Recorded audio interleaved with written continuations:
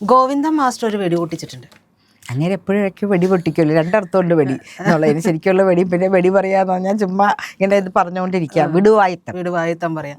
അപ്പോൾ ഇത് വേണമെങ്കിൽ വിടുവായുത്തം എന്ന് വേണമെങ്കിൽ പറയാം. കാരണം അദ്ദേഹം പറഞ്ഞിരിക്കുന്നത് തദ്ദേശത്തിൽ പരാജയപ്പെട്ടത് ജനങ്ങൾ തെറ്റിദ്ധരിച്ചത് കൊണ്ടാണ്. അല്ലാതെ CPM-നെ തെറ്റിദ്ധരിച്ചു. തെറ്റിദ്ധരിക്കല്ല, കറക്റ്റായിട്ട് ധരിച്ചു. അല്ല, തെറ്റിദ്ധരിച്ചു. വിടുവായത്തം പറഞ്ഞതല്ലേ, ഇരിക്കട്ടെ. അപ്പോൾ അദ്ദേഹം പറയുകയാണ് ശബരിമല അടക്കമുള്ള വിഷയങ്ങളിൽ തെറ്റിദ്ധരിപ്പിക്കപ്പെട്ടു എന്നാണ് പറയുന്നത്. അപ്പോൾ തെറ്റിദ്ധരിപ്പിക്കപ്പെട്ടു. ഇവർ ഭരിക്കുന്ന സർക്കാരിൽ ജനങ്ങളെ തെറ്റിദ്ധരിപ്പിക്കണമെങ്കിൽ ആരതിന് പിന്നിൽ പ്രവർത്തിച്ചു? അവർക്കല്ലേ മെജോറിറ്റി, അവരല്ലേ എല്ലാ തദ്ദേശ സ്വയംഭരണ സ്ഥാപനങ്ങളും അതുപോലെ മീഡിയയും ഒക്കെ അവരുടെ കൈവെള്ളയിൽ നിൽക്കുമ്പോൾ എങ്ങനെയാണ് തെറ്റിദ്ധരിപ്പിക്കപ്പെടുവാനായിട്ട് സാധിക്കുക? ജനങ്ങൾ കൃത്യമായി മനസ്സിലാക്കി. ഈ വരികൾക്കിടയിലൂടെ വായിക്കാനൊരു ഇത് ചിന്തയുണ്ട്. മോള് സംസാരിച്ചു വരുമ്പോൾ ഒരു കാര്യം പറയട്ടെ. ആഗോള അയ്യപ്പ സംഗമം എന്ന് പറഞ്ഞിട്ട് നമ്മൾ നടത്തിയല്ലോ. അപ്പം ഞാൻ ഇന്നലെ ഒരു മീഡിയയിൽ കണ്ടതാണ്, ഒരു സ്ത്രീ അതിൽ എഴുതിയിരിക്കുകയാണ്, സ്ത്രീകളെ കയറ്റണമെന്ന് ആയിരക്കണക്കിന് സ്ത്രീകൾ തയ്യാറായി നിൽക്കുന്നു ശബരിമലയിൽ കയറാനായിട്ട്. ഇങ്ങനെ ഞൊടിച്ചാൽ 1000 അല്ല 10,000 സ്ത്രീകൾ ശബരിമലയിലേക്ക് ചാടിക്കയറുമെന്നൊക്കെ ഇവർ പറഞ്ഞിരുന്നു. പക്ഷെ അവർ ഇങ്ങനെ ചൊടിച്ചിട്ടും മൈക്ക് വെച്ച് വിളംബരം ചെയ്തിട്ട് 2 പേരെയാണ് കിട്ടിയത്.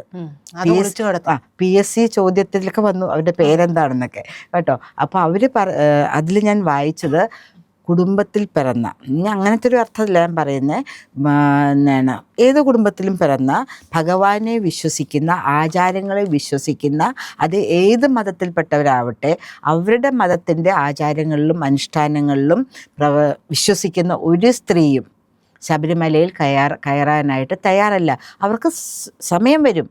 ഞാൻ പോയിട്ടുണ്ട്, കുഞ്ഞായിരുന്നപ്പോഴും പോയിട്ടുണ്ട്, ഇപ്പോൾ പ്രായമായതിനു ശേഷം പോയിട്ടുണ്ട്. ഇതിനിടയ്ക്ക് തന്നെ കയറണം, ഞങ്ങൾ ഹിന്ദുക്കളുടെ മതവിശ്വാസത്തെ വ്രണപ്പെടുത്തിയേ ഇരിക്കുകയുള്ളൂ എന്ന് വിചാരിക്കുന്ന ഒരു CPM നയിക്കുന്ന സംഘം നമ്മളെ നേതൃത്വത്തിലിരിക്കുന്ന സമയത്ത് ആഗോള അയ്യപ്പ വിശ്വാസി സംഗമം എന്തുകൊണ്ട് പരാജയപ്പെട്ടു? 3 ലക്ഷം രൂപ, 1 ലക്ഷം രൂപ എന്നൊക്കെ പറഞ്ഞ് പ്ലാറ്റിനം കാർഡ്, സിൽവർ കാർഡ്, അവസാനം 3 കോടി രൂപ ഗവൺമെൻറ് ചിലവാക്കിയിട്ടാണ് ആ സംഗമത്തിൻ്റെ ചിലവുകൾ വഹിച്ചത്. ഇതൊക്കെ ഒരു ധവളപത്രം എഴുതണം. പ്രജിത, ഇപ്പം നമ്മൾ വിചാരിക്കും നമ്മൾ 2 ജേർണലിസ്റ്റുകളാണ്, നമുക്കെല്ലാം അറിയാവുന്ന. നമ്മളെക്കാട്ടിലും കൂടുതൽ വിവരവും വിദ്യാഭ്യാസവും ഈ മീഡിയ കാണുകയും പേപ്പർ വായിക്കുകയും ചെയ്യുന്ന സാധാരണ വോട്ടർമാരുണ്ട്.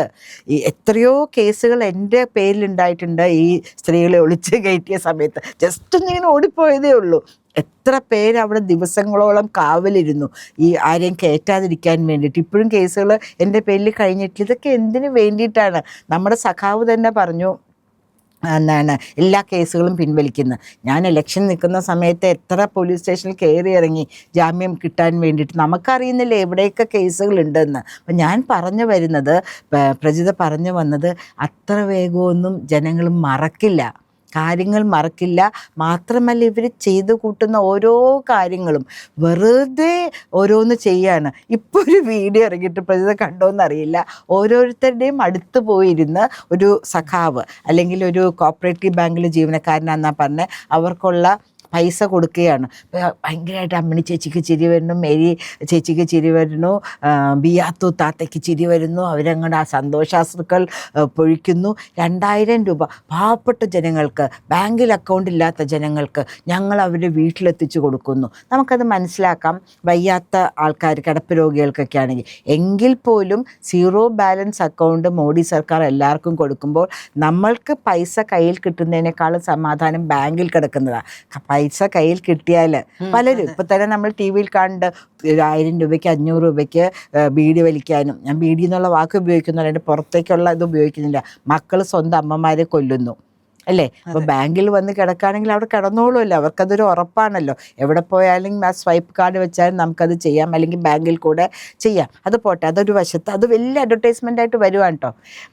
ഇന്നലെ ഞാൻ കണ്ടൊരു അഡ്വർടൈസ്മെൻ്റ്, ഒരു ഫോറിൻ ബ്ലോഗറാണ്, ട്രാവൽ ബ്ലോഗറാണ്. അപ്പോൾ 2 പെൺകുട്ടികൾ ഇപ്പം എല്ലാ സ്ഥലത്തും ഒരു ന്യൂനപക്ഷ സമുദായത്തിലൊരു കുട്ടിയും കൂടെ കാണിക്കും അവർ. അപ്പോൾ ഒരു ന്യൂനപക്ഷ സമുദായത്തിലെ കുട്ടി മറ്റേ കുട്ടി ആരുമാകാം, ക്രിസ്ത്യനോ ഹിന്ദുവോ ആകാം.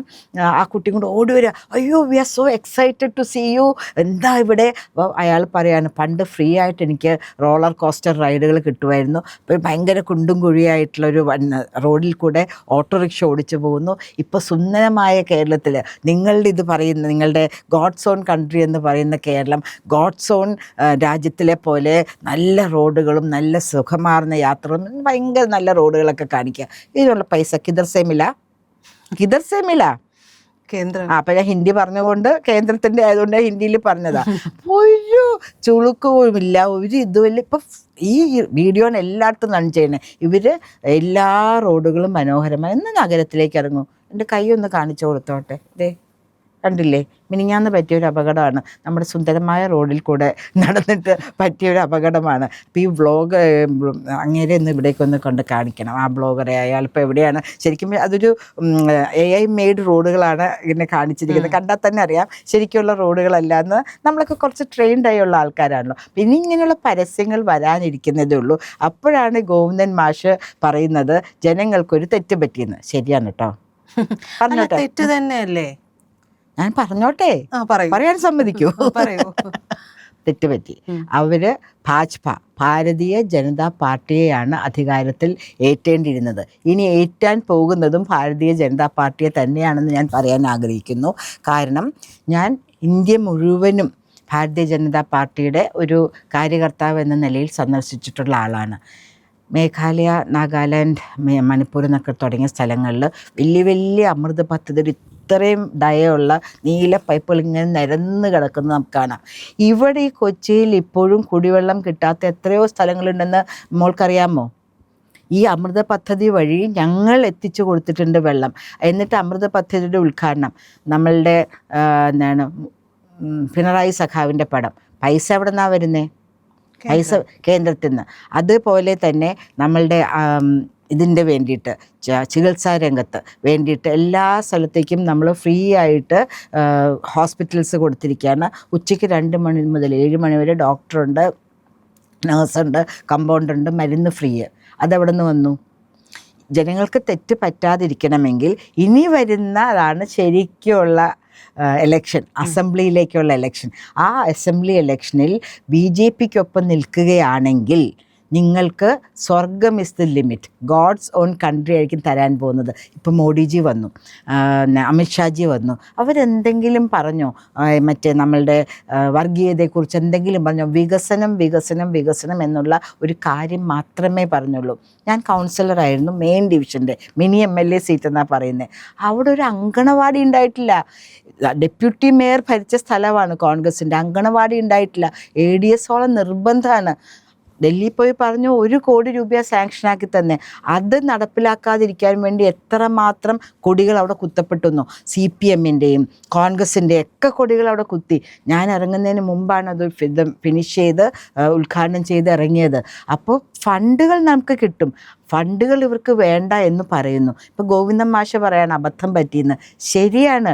BJPയുടെ ഓരോ കൗൺസിലർമാരും ഓരോ പഞ്ചായത്ത് മെമ്പർമാരും നിങ്ങളുടെ ശബ്ദമായിട്ട് മാറുകയാണ്. ആ ശബ്ദം ഡൽഹിയിൽ കേൾക്കുന്നു. എന്തുമാത്രം നമ്മളുടെ റോഡുകൾ, തോടുകൾ, നദികൾ ഒക്കെ നമുക്ക് സംരക്ഷിക്കേണ്ടതുണ്ട്. നമ്മളുടെ കുട്ടികളെ നമുക്ക് സംരക്ഷിക്കേണ്ടേ? PM ശ്രീ പദ്ധതിയിൽ നിന്ന് എന്തിനു പിന്മാറി? ജനങ്ങൾക്ക് കാര്യങ്ങൾ മനസ്സിലായി തുടങ്ങി. കഴിഞ്ഞ തവണ 5 പേരുണ്ടായിരുന്ന സ്ഥലത്ത് ഇത്തവണ 6 കോർപ്പറേഷൻ മെമ്പർ. തിരുവനന്തപുരം നമ്മൾ പിടിച്ചില്ലേ? നമ്മളെ തലസ്ഥാനം നമ്മൾ പിടിച്ചില്ലേ? തൃപ്പൂണിത്തുറയിൽ നമ്മൾ അധികാരത്തിൽ വന്നില്ലേ? അപ്പോൾ ഞാൻ പറഞ്ഞു വരുന്നത്, കുറച്ചും കൂടെ ജനങ്ങൾ ഒന്നും കൂടെ ചിന്തിച്ചിരുന്നു എങ്കിൽ, അവർക്ക് പറ്റിയ തെറ്റ് കൃത്യമായി അവർ മനസ്സിലാക്കിയിരുന്നു എങ്കിൽ BJP തന്നെ അധികാരത്തിൽ വരുമായിരുന്നു. അങ്ങനെ വന്നിരുന്നെങ്കിൽ ട്രിപ്പിൾ എഞ്ചിനിൽ, ഡബിൾ എഞ്ചിൻ എന്ന് പറയും, ട്രിപ്പിൾ എഞ്ചിൻ്റെ വേഗത ഒന്ന് ആലോചിച്ച് നോക്കൂ.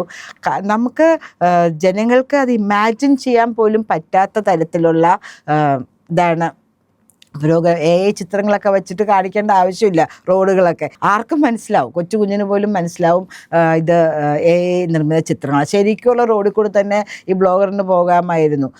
അപ്പോൾ അങ്ങനെയുള്ള അവസരത്തിൽ എൻ്റെ ഗോവിന്ദൻ മാഷെ, വയ്യാത്ത കൈ, നിങ്ങളുടെ റോഡിൻ്റെ മഹാത്മ്യത്തിൽ എനിക്ക് കിട്ടിയ കൈ ഉയർത്തി വണങ്ങിക്കൊണ്ട് പറയട്ടെ, ഇങ്ങനെയുള്ള വിഡ്ഢിത്തരങ്ങൾ ഇനിയും പറയാണ്ടിരിക്കുക. മന്ത്രിമാരെ ഗൃഹസമ്പർക്കത്തിന് അയക്കുമ്പോൾ നടന്ന കാര്യങ്ങളൊന്നും നിങ്ങൾക്ക് പറയാനില്ല. ഇന്നലെയും കൂടെ നമ്മളുടെ ആശുപത്രിയിൽ ഒരു മനുഷ്യന് ശ്വാസം കിട്ടാണ്ട് അറ്റൻഡ് ചെയ്യാണ്ട് പ്രാഥമികാരോഗ്യ കേന്ദ്രത്തിൽ ആ ഭാര്യ ഓടി നടന്ന് ബെല്ലടിക്കുക, വരുന്നില്ല, പുറത്തേക്ക് വരുന്നില്ല, അദ്ദേഹം മരിച്ചു. എത്ര പേരുടെ കൈ മുറിച്ചു മാറ്റപ്പെടുന്നു, അവിടെയും ഇവിടെയും അനാസ്ഥ കാരണം ശസ്ത്രക്രിയ ഉപകരണങ്ങൾ മാറ്റിവെക്കുന്നു. ഇങ്ങനെയൊക്കെയാണ് ഈ കൊച്ചു കേരളത്തിൽ, നമ്പർ 1 കേരളത്തിൽ ശൈലജ ടീച്ചർ ആരോഗ്യമന്ത്രിയായിട്ടിരുന്ന് ഇവിടെ എല്ലാം സൂപ്പറാണെന്ന് പറയുന്ന, ഇപ്പോൾ വീണ ജോർജ് മാഡം കേൾക്കുന്ന, ഞാൻ എല്ലാം അന്വേഷിക്കും. എല്ലാം അന്വേഷിച്ചിട്ട് കാര്യമുണ്ടോ? ആ ജീവൻ പൊലിഞ്ഞ കുടുംബത്തിന് ആ ജീവൻ തിരിച്ചു വരുമോ? അപ്പോൾ എൻ്റെ ഗോവിന്ദൻ മാസ്റ്ററെ, ഈ വിടുവായത്തം നിർത്തൂ. നിങ്ങൾ സത്യം മനസ്സിലാക്കൂ. നിങ്ങൾക്കത് മനസ്സിലാക്കാൻ കഴിവില്ലെങ്കിൽ നാട്ടുകാർക്ക് മനസ്സിലായി തുടങ്ങി ഈ പറയുന്നത് മുഴുവൻ കള്ളവാണെന്ന്. എൻ്റെ വീട്ടിൽ നിൽക്കുന്ന ചേച്ചി ഇപ്പോൾ 30 വയസ്സിനും 60 വയസ്സിനും ഉള്ളിലുള്ള BPL കാർഡ് ഹോൾഡേഴ്സ് ലേഡീസിന് 1000 രൂപ അത് കിട്ടാൻ വേണ്ടി ഓടി തന്നിട്ട് എന്നോട് പറയാം, മാഡം ഇതൊന്നും കിട്ടൂല എന്ന് എനിക്കറിയാം, എന്നാലും കൊടുത്തില്ല എന്ന് വേണ്ടല്ലോ, ഒരു മാസം കിട്ടിയാലായി ഇലക്ഷൻ വരെ. അതെ, അത്രയേ ഉള്ളൂ. ഗോവിന്ദൻ മാഷിന് ലാൽ സലാം. പ്രിയപ്പെട്ട പ്രേക്ഷകരെ, ഇന്ത്യ ലൈവ് ചാനലിന് നിങ്ങളുടെ സഹായം ആവശ്യമുണ്ട്. സഹായം വേണ്ടത് വളരെ നിസ്സാരമായൊരു സഹായമാണ്. നിങ്ങൾ നമ്മുടെ ചാനലിലെ വീഡിയോ കാണുമ്പോൾ ഇന്ത്യ ലൈവ് എന്നുള്ളതിൻ്റെ IND എന്നുള്ള ആ ലോഗോയിലൊന്ന് വിരലമർത്തിയാൽ അത് സബ്സ്ക്രൈബ് ചെയ്യാനുള്ളൊരു ബാർ തെളിഞ്ഞു വരും. അതിലൊന്ന് വിരലമർത്തി നമ്മുടെ ചാനൽ സബ്സ്ക്രൈബ് ചെയ്ത് ആ ബെൽ ബട്ടൺ കൂടി ഒന്ന് അമർത്തണം. ദയവായി നിങ്ങളുടെ സഹായം ഇന്ത്യ ലൈവിന് തുടർന്നും ഉണ്ടാവണമെന്ന് അഭ്യർത്ഥിക്കുന്നു.